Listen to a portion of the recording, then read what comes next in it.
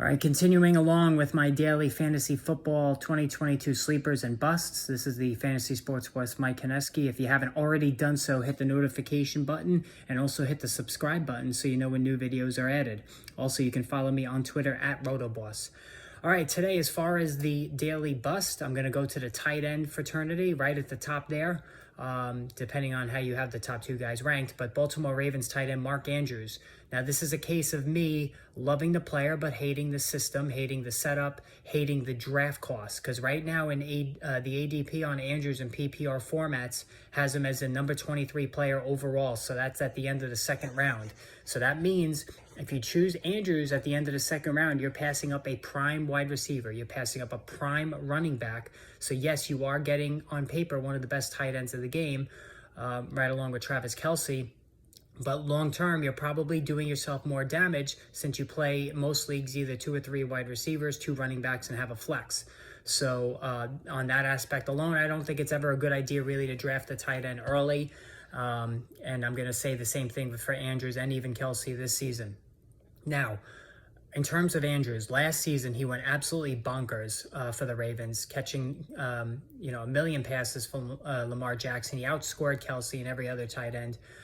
Just was unbelievable. But that was out of necessity and also desperation because the Ravens had no running game to speak of. They lost J.K. Dobbins and Gus Edwards before week 1 even arrived, and they had to basically go with a aging band of cast-offs, Latavius Murray, Devonta Freeman, really ineffectual. So the Ravens had to throw 611 passes last season, which was ninth most in the NFL, completely out of character with the John Harbaugh setup offensively that he typically prefers for the Ravens. Now, just to put things into perspective, that helped, Andrews collect, the 100+ receptions and all that yardage and touchdowns. And he really was he was a league winner for a guy who, previously was more of a tight end 5, tight end 6 based on yearly production. He would typically go for around 65 receptions, 8 to 10 touchdowns, and very solid second-tier guy for sure. But last season's production went beyond the norms when it came to Andrews, and it really looks like an outlier season to me. Now, I mentioned the 611 passes that the Ravens threw last season. The previous 2 seasons, 406 passes, which was dead last in the NFL, and then 440 passes, which was again dead last in the NFL. So the 2 seasons prior to things getting out of whack last season, 406 and 440 passes. Last year, 611. You see the disparity? So the Ravens are going to really dial back on the pass attempts, and that's what Harbaugh has said from the beginning.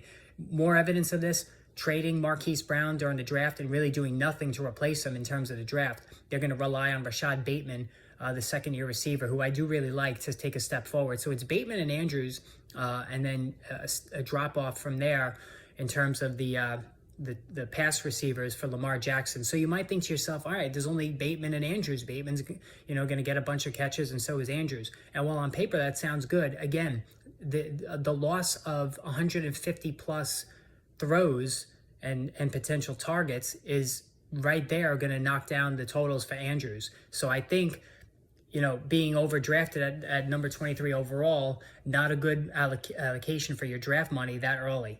I do think that Andrews can catch 80+ passes, which is still a tremendous number, but I'm not looking for 100 by any means. 10 to 12 touchdowns, certainly, because Jackson does look for Andrews in the red zone, so he's going to be a weapon there.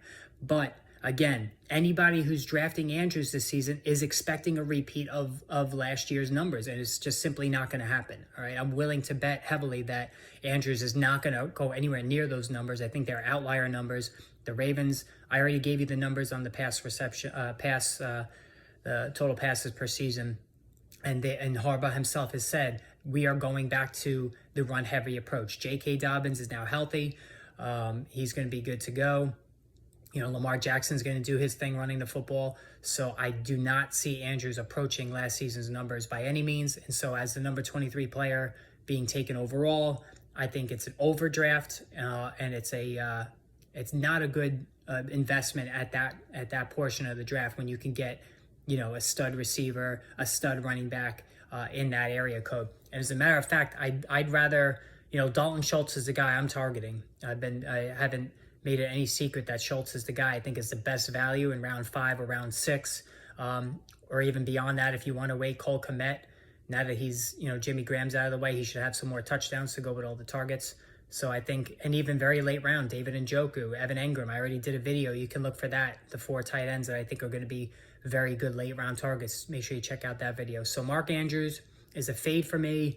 I'm not going to use a second round pick on him. The numbers of last season are not going to be repeated. The Ravens are going to go more run heavy, and that's why I feel that he's going to go down as a bust based on that alone, the inflated ADP and the numbers declining. Not an indictment on the player, just an indictment of the setup. So anyway, make sure you hit the subscribe button. Look for the sleeper post later on today, and everyday daily sleeper and bust, and then also Fridays, the live Fantasy Football Friday show that's going to be going on every Friday from here on out. So again, until we talk soon, guys, have a great day.